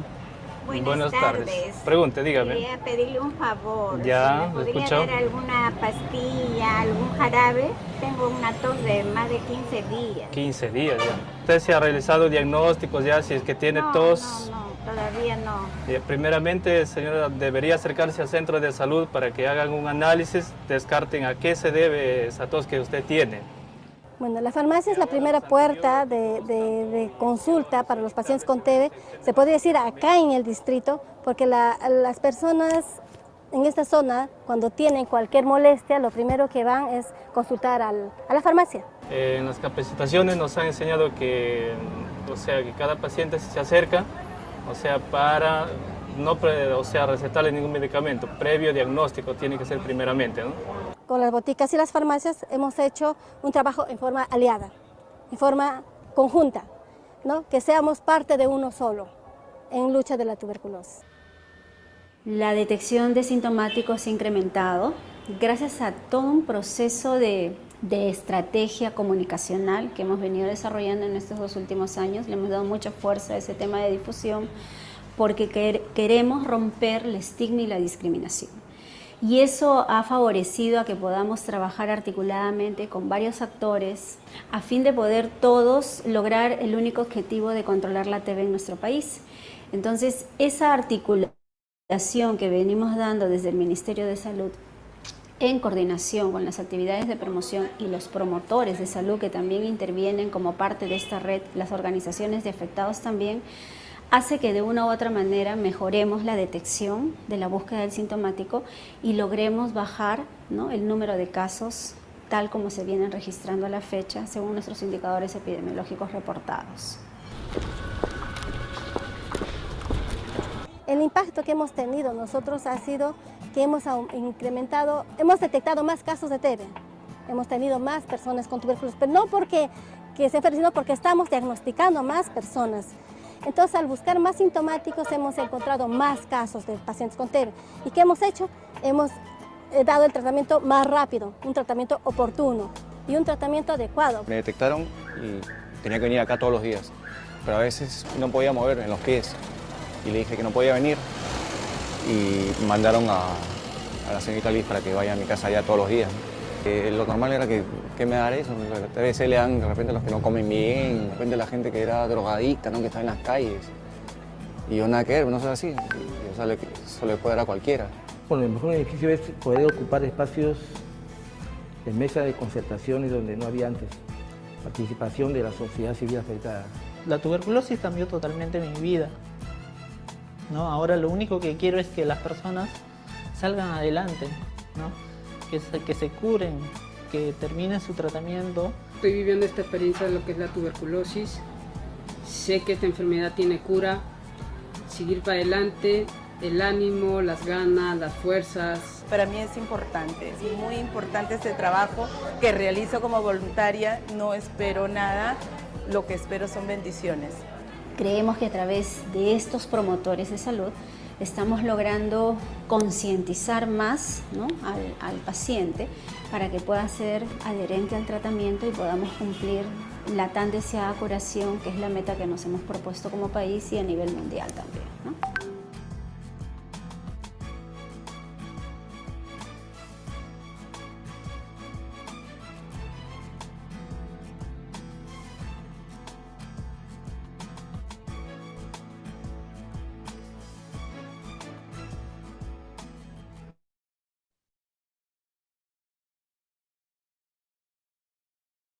Bien, entonces hemos visto la experiencia en el video que nos describe acerca del trabajo de articulado,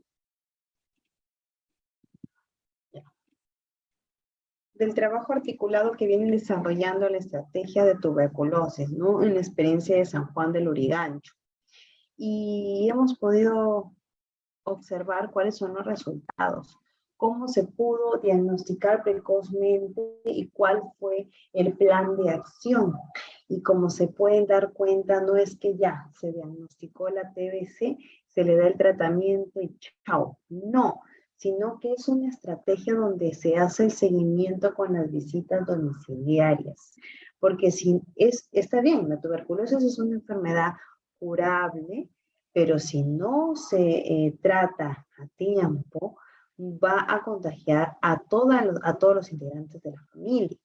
Y también se considera que esta persona no se ve como el raro, no se ve como, ay, el enfermo, el tuberculoso, no, sino se le ve como un ser que tiene una patología, pero se aplica en bases no discriminativas y se le ve a la persona de una forma holística, de una persona íntegra, que también está pasando por un proceso de salud mental que puede ser agobiante a medida de que siente el rechazo de las personas porque como saben que la TBC es tuberculosa, se le van a alejar y lo van a discriminar, ¿no? Entonces, es importante en primer lugar como tratamiento precoz la vacunación, ¿sí?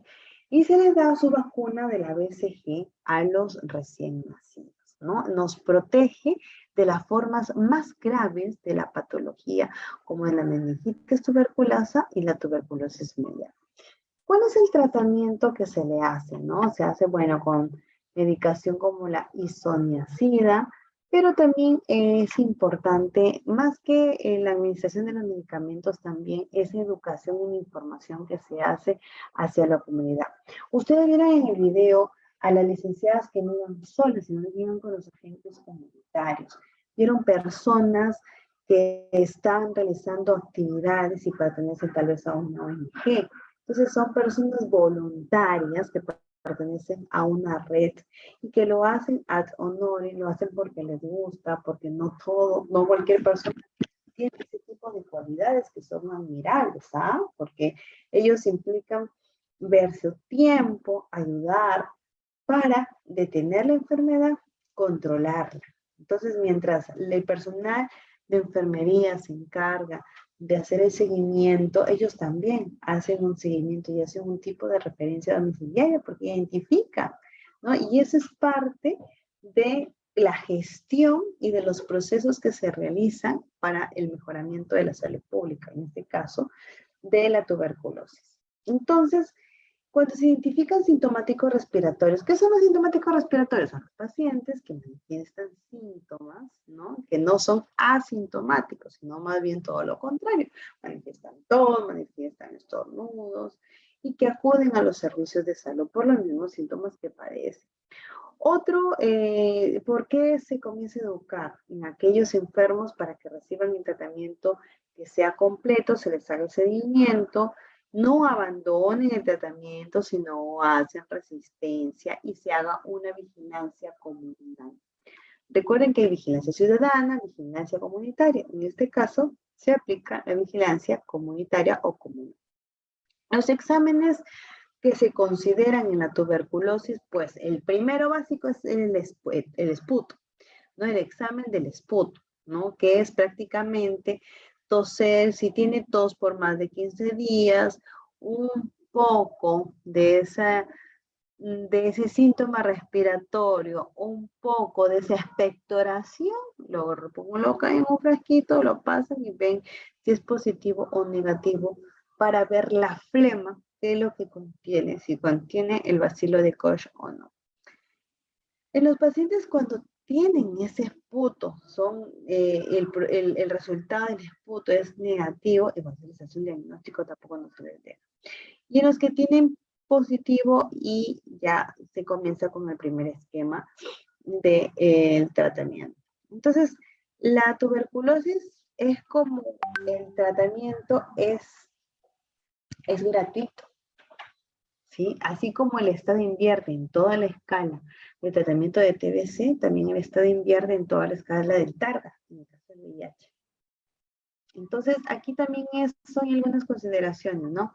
Que se toman en cuenta cuando se encuentra un paciente en casa con TBC, ¿no? Por ejemplo, el apoyo familiar, no discriminarlo, pero sí ser selectivo con los utensilios que utilicen para ellos, no abandonar el tratamiento, darle mucha fortaleza. Sobre todo vemos familias que no parecen familias, parecen amigos, ¿no? Y eso es importante, la salud mental y la unión familiar para poder responder ante cualquier enfermedad, ¿no? Las medidas higiénicas, la habitación que tiene que ser ventilada, eliminar la moco y el flema con utilizar bolsas o cartones o dispensadores para que no estén tirados por el piso, ¿no? Si utilizamos papel toalla, o en todo caso un pequeño tipo toallita o una tela, ¿no? Y las medidas de prevención y control que lo desarrollan, que deben de estar relacionados con la estrategia del control. Bien, entonces, higiene, cubrirse la boca para toser, utilizar mascarilla, consumir una dieta saludable, llevar, hacer actividad física, enseñar a las escuelas, al barrio, a la comunidad, las formas preventivas de tuberculosis.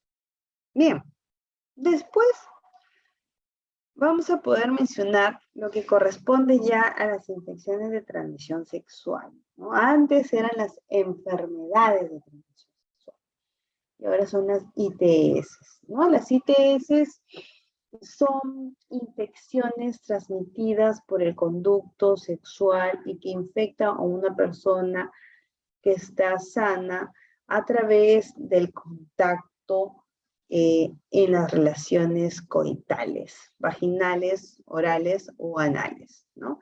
Entonces, esto se da por la no utilización del preservativo masculino, femenino, y pueden ser ocasionadas pues por virus, bacterias, hongos, ¿no? En esa cavidad. Se retransmite desde una persona enferma a una persona sana y tenemos muchas, ¿no? También el esquema lo manejan como síndrome, ¿no? El síndrome por un manejo sindrómico. Y las principales infecciones de transmisión sexual para las personas que no conocían esto es la gonorrea, la tricomaniasis, la sífilis, herpes, hepatitis B, las verrugas genitales, las ladillas, entre otras. Las formas de transmisión es, bueno, la no utilización del condón a través de la reutilización de las agujas usadas, que pueden estar infectadas, a través del parto, a través de la lactancia, ¿no? La madre puede transmitirle a un niño una infección en el canal del parto o durante la lactancia. ¿Cuáles son los factores que van a favorecer, ¿no? Por ejemplo, la no utilización del condón, al menos si no es una pareja estable, ¿no? Tener muchas parejas sexuales también no es como, por ejemplo, una persona tiene relaciones con otra, es como que se acuesta con ella y se acuesta con su pasado, ¿no? Entonces es importante, ¿no? El tema de la fidelidad, el tema del respeto, el tema de solo una pareja sexual, ¿no? Cuando no hay esto, sí llegan a... Y también es un problema de salud mental, ¿no? Porque pienso y considero que la infidelidad, más que un impulso, es una decisión, ¿no? Yo puedo decidir ser infiel o no a mi esposo, y él puede decidir serme infiel o no, porque nadie nos va a poner una metralleta para ser infieles, ¿no? Cada persona toma sus propias decisiones. Las conductas de riesgo, por ejemplo, en la actividad sexual, el exceso de alcohol y drogas, y las relaciones entre parejas sexuales o conductas de riesgo. Estamos hablando, por ejemplo, que sinceramente generan... la vez pasada di una capacitación a unos adolescentes y me comenzaron a explicar la clasificación de orgías. Yo me quedé sorprendida. Porque esos comportamientos sexuales entre más de dos personas y que existan diferentes tipos, ¿no? Entonces hacen que puedan ocurrir, en el caso de los adolescentes, embarazos no deseados, o sino también la transmisión de ITS. Las ITS tienen curas, algunas no, como por ejemplo la hepatitis B no tiene cura, el VIH tampoco tiene cura, el herpes genital tampoco tiene cura. Y bueno, pues es es importante el tratamiento y la detección precoz, ¿no? El virus del papiloma humano tampoco tiene cura, que produce, ¿no? El cáncer de cervix, ¿verdad? Ahora, ¿qué relación tiene? Ay, ¿qué relación tiene las ITS y el SIDA? El VIH se encuentra o se puede encontrar en la secreción seminal, en las secreciones vaginales, en la sangre, en la leche materna. El VIH también es una infección, ¿no? Y que se puede llegar hacia las úlceras genitales, ¿no? En este caso en la llaga. Los síntomas, hay ITS que no son sintomáticas y hay otras que sí lo son. Si nos referimos, por ejemplo, a las ITS en los hombres, ¿no? Una sintomatología, la secreción uretral, ¿no? Lo que sale, si por el conducto uretral ubicado, ¿no? En el pene sale pus o se torna con un olor fétido o es de color amarillo, tiene ardor y dolor al orinar o para tener relaciones sexuales, ya hay un síntoma de una infección. Heridas o llagas, picazón, ¿no? En los testículos, en el pene o en la zona cercana a las bolsas escrotales, verrugas, ampollas, presencia de ladillas y piojo púbico. En la mujer tenemos los famosos flujos vaginales, ¿no? Que ya no necesariamente el flujo vaginal es una infección de transmisión sexual, ¿eh? También hay, sobre todo me ha tocado en pacientes que están en el climaterio, que comienzan a presentar flujo vaginal y no tienen pareja por muchos años, y ya están psicoseadas de que les tienen algo malo, ¿no? Entonces, pero sí, por ejemplo, son ITS cuando hay síntomas de picazón o prurito vaginal, el flujo amarillento, verdoso, las heridas también, si hay piojo púbico, ladillas, verrugas, el dolor durante dispareunia, ¿no? El dolor durante las relaciones sexuales, la dispareunia, y dolor en el bajo vientre. Entonces, para ello, pues, las conductas sexuales de riesgo aumentan más, ¿no? La posibilidad y la prevalencia del VIH y de las ITS. El VIH-Sida, ¿no? Encontramos, pues, que esta enfermedad la puede tener cualquier persona, ¿no? La puede adquirir cualquier persona, es decir, no solamente las personas de estrato económico bajo van a tener VIH o SIDA, no, cualquier persona puede estar expuesta, ¿sí? Más aún nosotros como personal de salud, al momento de aplicar una ampolla, de sacar una vía, de atender un parto, de suturar a un paciente, nos podemos cortar, nos podemos pinchar, ¿no? Entonces tenemos que hacerlo con toda la técnica, el protocolo, cuidarnos, pero estamos expuestos como personal de salud. Entonces hay que recordar pues algo teórico, ¿no? Sobre el virus, ¿no? Del VIH, que es el VIH es el virus que causa la infección y afecta a todo el sistema inmunológico, en nuestro sistema de defensa.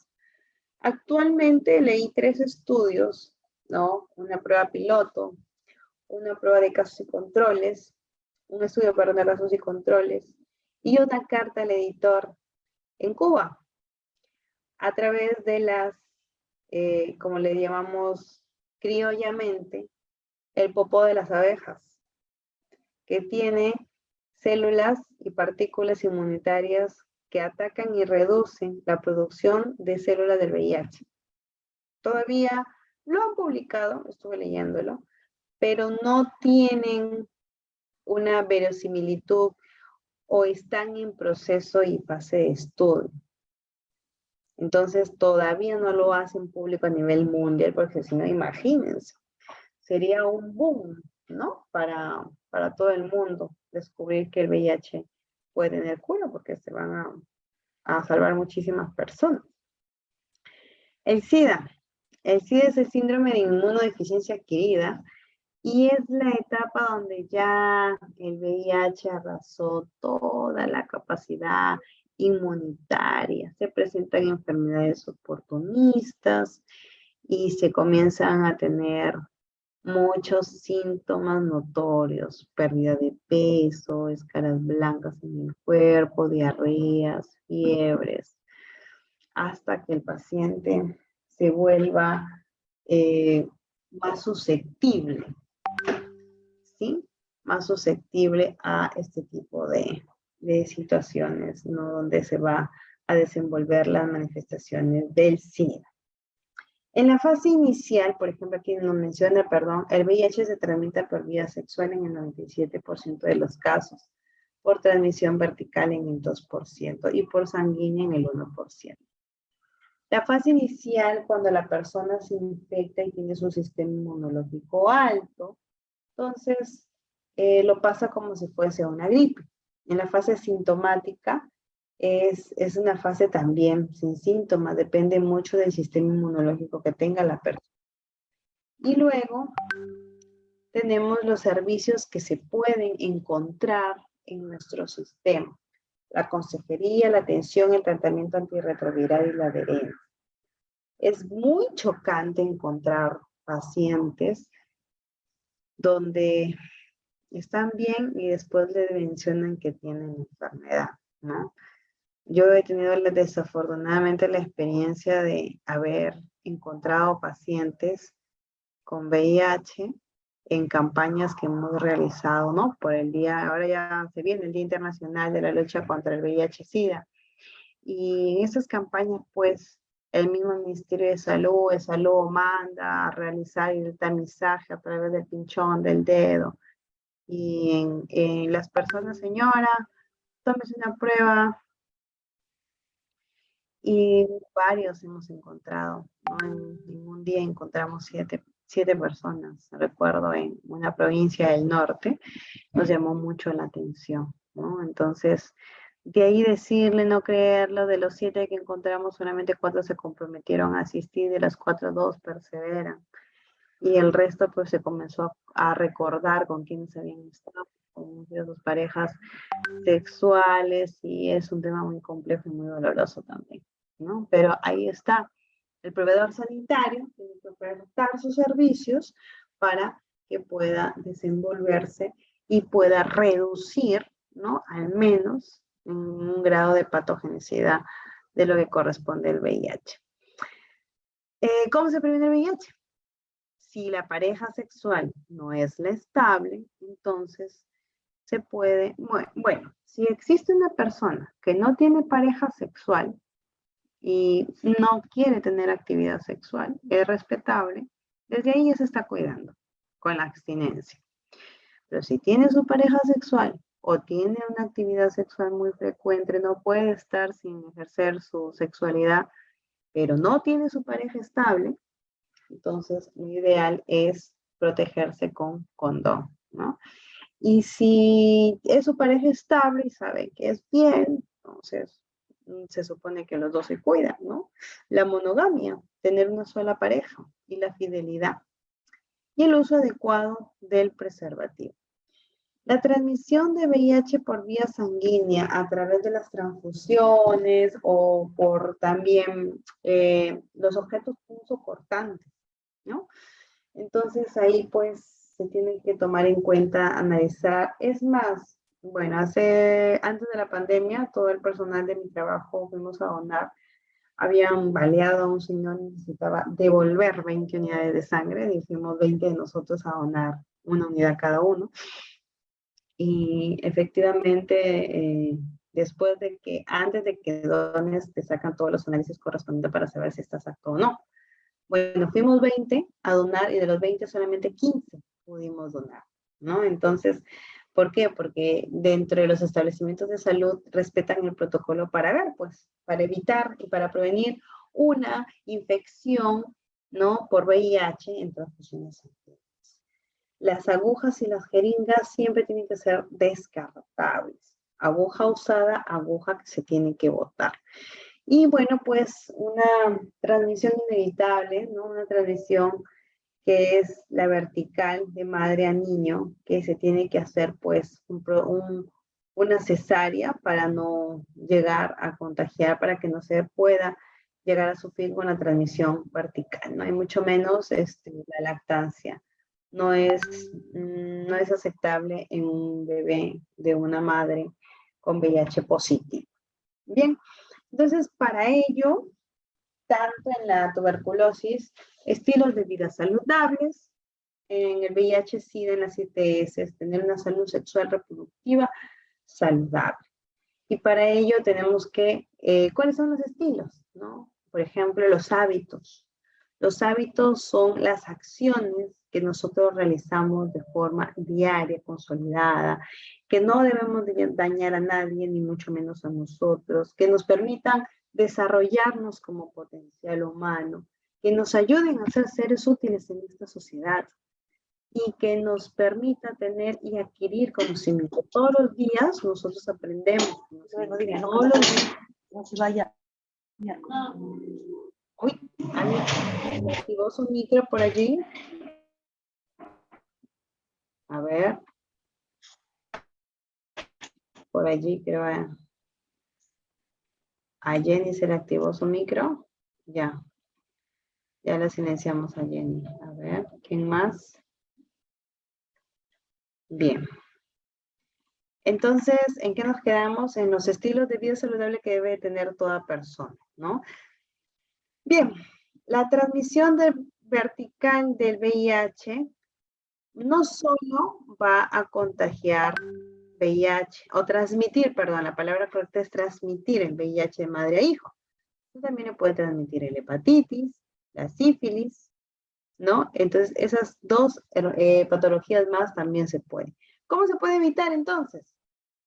Para evitar una transmisión, si es una madre que está gestando y ya tiene el diagnóstico de VIH, entonces que con mayor énfasis tiene que realizar sus controles prenatales y programar su cesárea.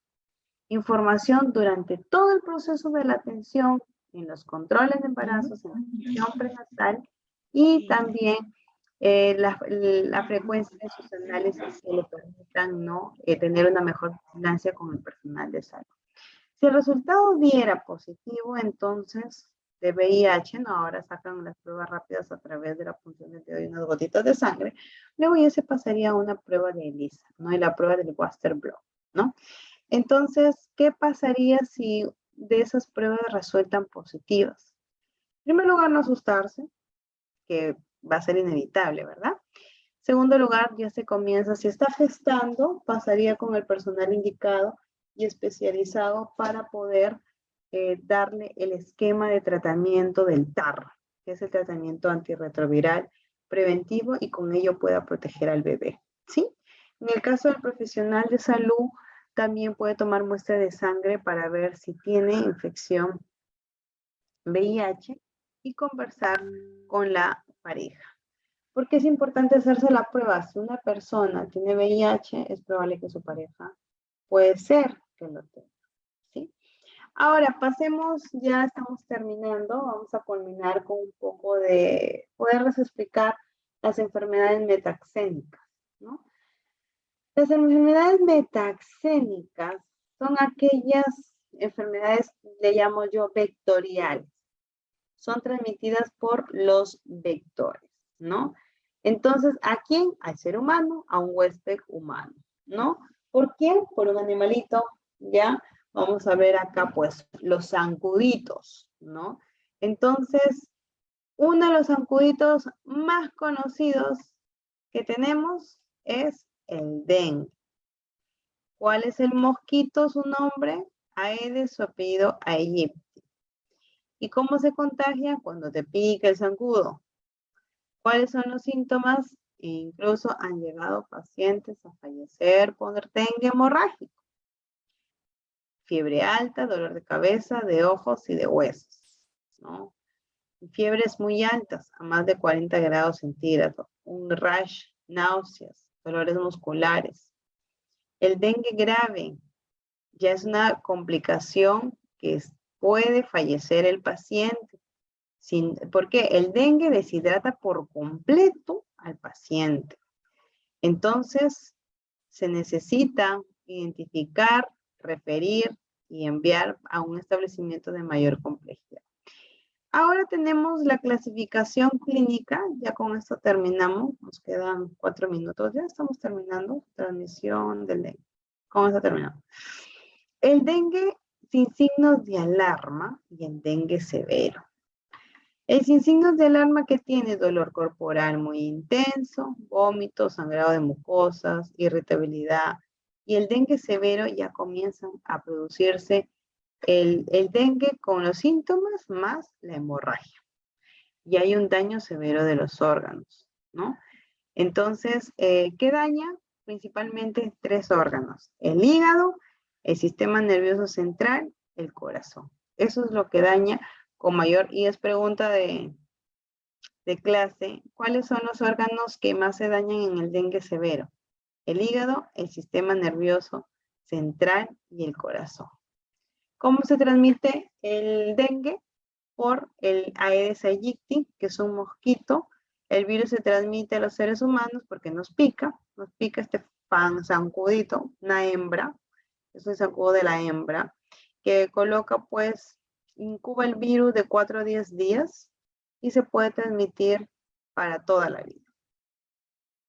Como tenemos acá la transmisión del dengue, miren, este es el mosquito infectado, ¿sí? Le pica, esta es una persona, mosquito infectado, con la zancudita, porque es mujer, la zancudita, le pica a una chica guapa. Esta persona se enferma ya con dengue, comenzó los síntomas, ¿ya? Y después podemos tener desde acá un mosquito sano, a donde se dirige hacia una persona con dengue, ¿no? Y luego se convierte en un mosquito infectado. ¿Cómo se multiplican los mosquitos? En larvas, en aguas sucias, en aguas almacenadas. ¿Cuál es la prevención que debemos de hacer para quitarnos estos vectores, estos mosquitos? Los mosquiteros. Antes se colocaban las abatizaciones en las aguas, ¿no? Los desechos sólidos, vaciar, limpiar los floreros, colocarles arena húmeda y ya no agua. Aplicar insecticidas, protección personal en el hogar, los mosquiteros en la ventana de celosía, ¿no? Usar ropa manga larga, materiales con insecticidas, espirales y vaporizadores. Y luego mejorar la participación en movilización comunitaria, vigilar los vectores. Bien, luego tenemos otras enfermedades ya regionales, que es el Zika, la chikungunya, ¿no? Por ejemplo, en Tumbes, dependiendo de cada región, encontramos en Tumbes al dengue, malaria, chikungunya, también encontramos al famoso Zika. ¿Qué produce Zika? Microcefalia en los niños. ¿Cómo se transmite? Ya que este famoso Aedes aegypti transmite muchas enfermedades, no solo dengue, sino chikungunya, y una variante de la Aedes transmite el Zika. Es bien famoso este zancudito, ¿sí? ¿Cuáles son los síntomas del Zika, de la chikungunya? Igual pueden ser similares a los del dengue, fiebre alta, dolor intenso en articulaciones, pero en la chikungunya comienza un sarpullido y malestar general. ¿Ok? Entonces, ¿qué vemos? Igual, todo el paquete que se desarrolla con la prevención del dengue, se utiliza también ese paquete, ¿no? El reducir o evitar aguas almacenadas, aguas donde se pueda formar la larva, o si no, cambiar por arenas húmedas, o si no, en los recipientes que se quedan con agua después de una lluvia, ¿no? Ese se estancan, las aguas estancadas. Bien, chicos, ya llegamos. Me hubiese gustado avanzar hasta malaria, pero ya lo vamos a dejar para la otra semana, ¿sí?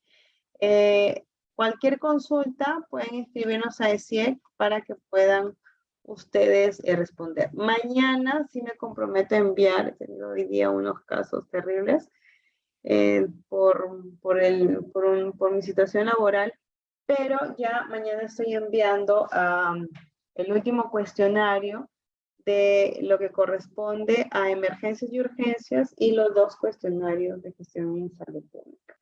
Muchas gracias, nos vemos hasta el próximo martes. Cuídense, bendiciones. Gracias. Bendiciones, Gracias. doctora. Hasta luego, buenas noches. La próxima semana. Buenas noches.